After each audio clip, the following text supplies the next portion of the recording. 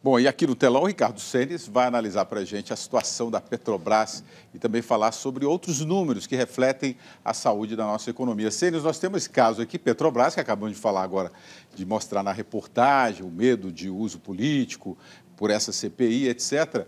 Mas vamos lá, vamos falar sobre a economia, a saúde da Petrobras. A Petrobras tem um plano de investimento até 2018 de 220 bilhões de dólares.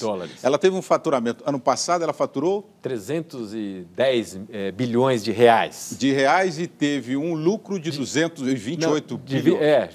Foram 23, 25 bilhões de reais, mas aí você tem que descontar que teve 8 bilhões desse lucro que veio de desinvestimento, que a gente chama, que é venda de ativos fora. Então, a rigor, o lucro mesmo foi 15 bilhões. Tá.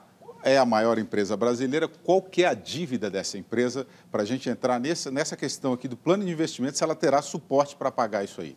A dívida do último balanço da Petrobras está em 220 bilhões. Né? A grande questão aí é que esse endividamento deve crescer mais um pouco. Se você olhar no plano estratégico dela, não. Ela diz que esse ano passou de 40% em termos de endividamento em relação ao patrimônio dela e que a partir de 2015 vai baixar para 35%. Mas a grande questão dessa equação é o seguinte: a Petrobras, a partir da descoberta do pré-sal, fez uma decisão radical no sentido de concentrar todo o seu esforço na exploração dessa mega reserva. Né? Para quem não tem isso, é claro, nós temos uma das maiores reservas de petróleo do mundo. O problema é que ele está no pré-sal, ele está muito profundo, mas nós temos tecnologia para isso. A grande questão é que o modelo que se optou para fazer essa exploração foi muito concentrado na estatal Petrobras. A gente está terceirizando pouco desse risco e desse investimento. Então, é daí que se explica. A Petrobras está investindo 100 bilhões de reais por ano. Por isso que dá os 220 bilhões em 5 anos. É isso que é a estratégia deles. Agora, você falou desse petróleo do pré-sal. Como ele é profundo, o barril vai ter que ter um valor para dar lucro, né? Exatamente. E qual que é esse valor? Se você, de novo, olhar o próprio planejamento da Petrobras de longo prazo, ele projeta que o petróleo deve ficar num preço mínimo de 95 dólares o barril nos próximos 5, 6 anos. E a aposta deles é que hoje a gente tem uma produção de 2 milhões de barris por dia, mas que daqui a 6 anos nós vamos ter 4 milhões e alguma coisa por dia. Então, ele está projetando dobrar a produção em 5 anos para poder viabilizar esse investimento. Ok, vamos para o próximo telão aqui.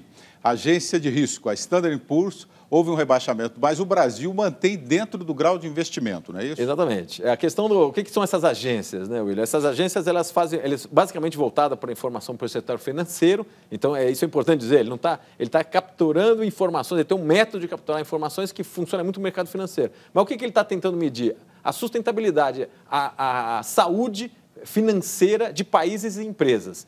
Como o Brasil tem um desempenho macroeconômico que está sendo questionado por vários lados, ele reduziu vamos dizer, o nível, a nota de risco do Brasil foi reduzida, mas ainda dentro do que se chama no mercado de investment grade, ou seja, ainda se mantém dentro de um nível de investimento, mas ele já está, vamos dizer, no patamar mínimo desse intervalo ainda pró-investimento. E rebaixa também algumas empresas, né?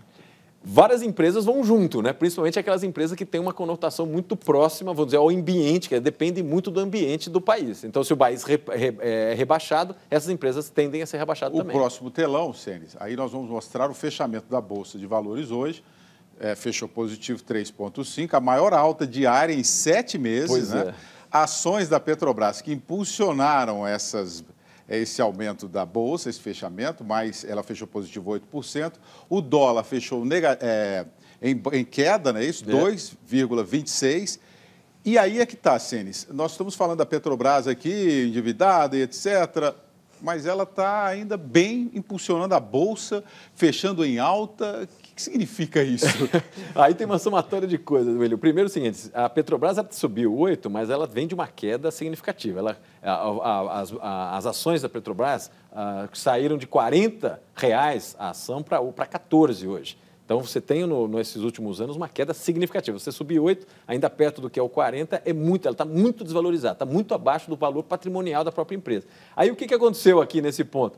Ele está associado, o mercado está entendendo que está associado a pesquisa do Ibope. Como deu uma queda forte da preferência pela Dilma e a possibilidade de um governo de oposição, subiram todas as estatais, não foi só a Petrobras, não. O Banco do Brasil subiu 6%, a Eletrobras subiu 8%, a Petrobras subiu 8%. Como elas são importantes nesse mercado, subiram outras duas também, a Prumo, na área de transporte, etc. Mas como elas são muito pesadas na Bovespa, eles jogaram a Bovespa para cima. Agora, não quer dizer, essas são flutuações do mercado financeiro que não necessariamente está diretamente vinculado à economia real. A gente precisa isolar, às vezes, essas oscilações muito bruscas do mercado financeiro que acabam reproduzindo esse tipo de coisa. E o Banco Central emitiu hoje a sua previsão do PIB, 2%, crescimento.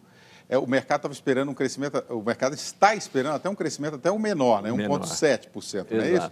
E uma inflação de 6% lá no topo da meta. Exato. E o mercado também está com a previsão de uma inflação um pouco maior, 6 e quantos? Exatamente. Tem várias previsões aí, os mais otimistas estão perto dos 6%, tem os mais pessimistas para 6,5%, 7%. Agora, esse que é o ponto, William. Se você olhar esses números, eles não são ruins. Se você comparar com o resto do mundo. Um país crescendo 2% não é o ideal, mas nós estamos crescendo, estamos muito longe de ter um país estagnado ou em recessão. E uma inflação de 6%, ela é acima do que a gente tem na meta e da nossa estratégia macroeconômica. Mas não é uma inflação sem controle. Então, nós estamos ainda na margem, vamos dizer, estamos operando numa região de razoável segurança do ponto de vista dos números. O que está muito ruim? Está muito ruim a percepção sobre a qualidade da gestão. Então, o que está mais contaminando o nosso ambiente de negócio, o investimento no Brasil, não são os números per se, mas é a forma pela qual o governo está lidando e está sendo entendido como lidando com má qualidade com relação a esses números. Muito bem, Sérgio, obrigado.